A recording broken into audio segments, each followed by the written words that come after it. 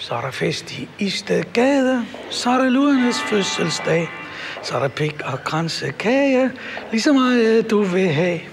Snøre bånd, vi gunker ned med venstre hånd. Det er så det franske parlament, som vi kender det.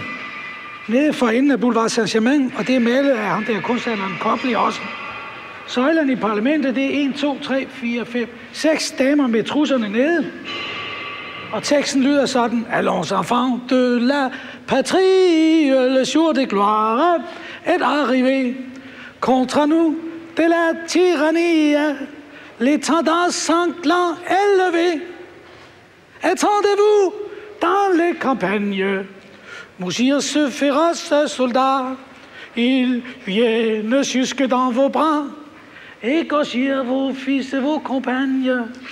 Aux armes citoyens, formez vos bataillons.